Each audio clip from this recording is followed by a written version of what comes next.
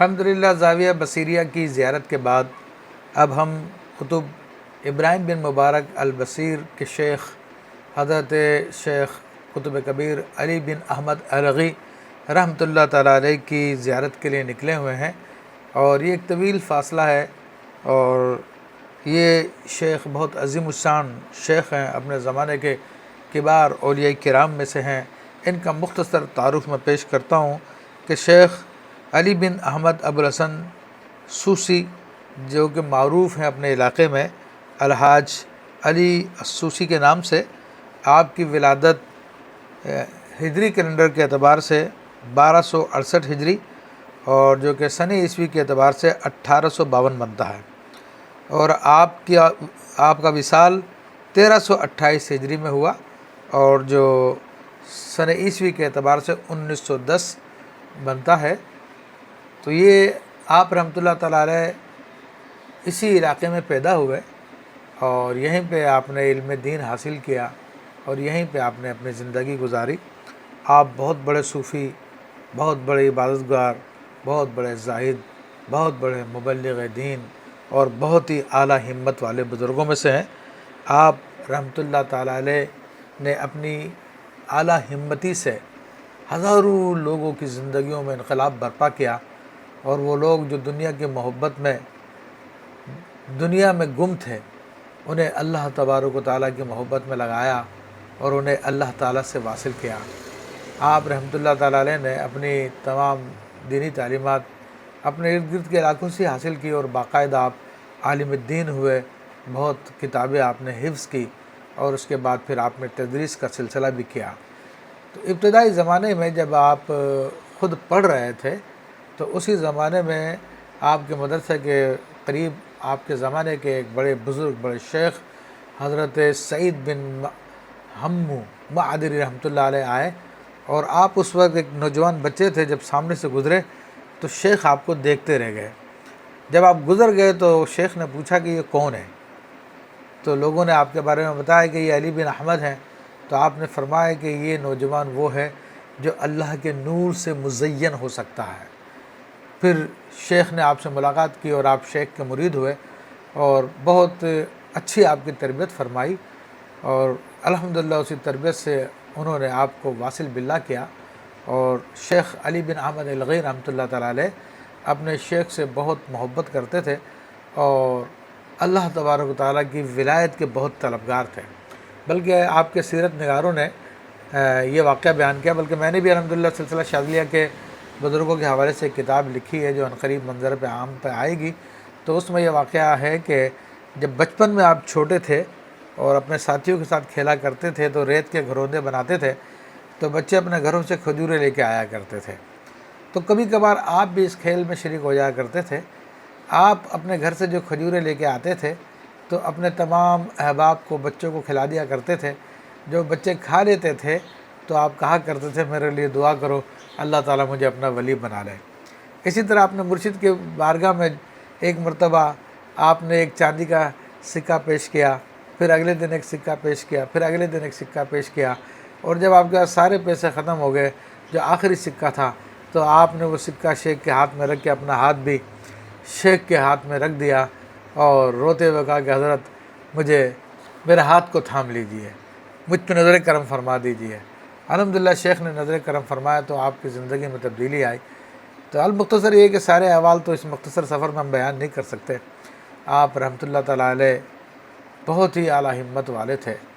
جہاں پر بڑے بڑے سورما رک جایا کرتے تھے، وہاں پہ آگے بڑھ جایا کرتے تھے۔ نہ سردی کا احساس ہوتا تھا، نہ گرمی کا احساس ہوتا تھا۔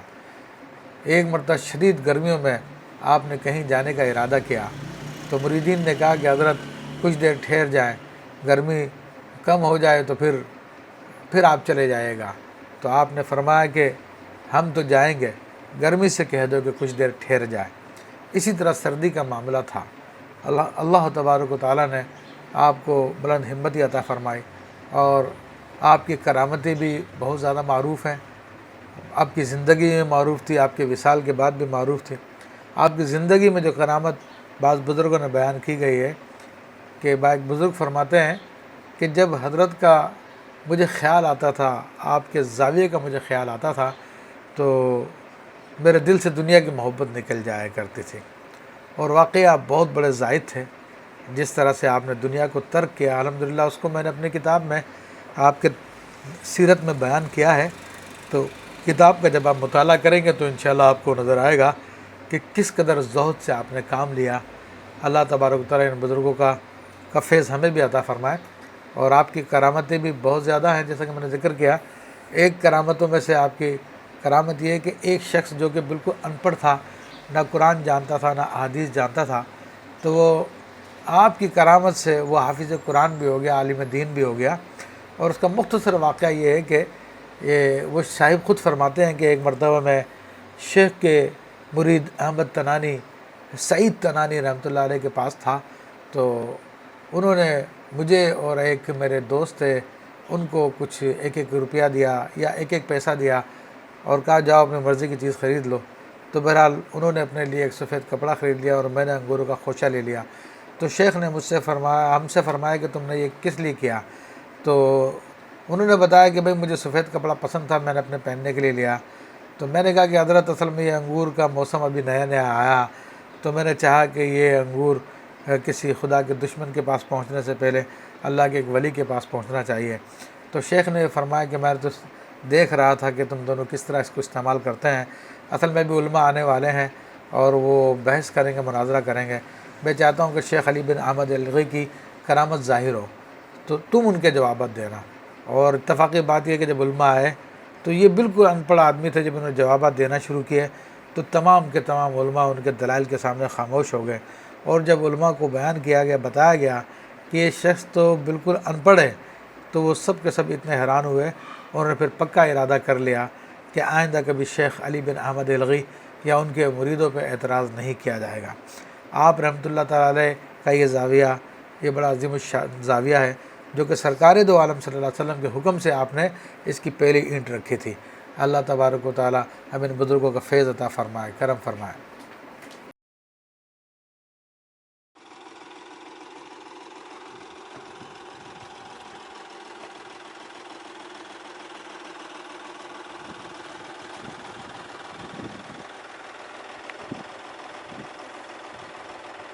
زیتون کا درخت ہے جس کی اللہ تعالیٰ نے تعریف بیان فرمائی۔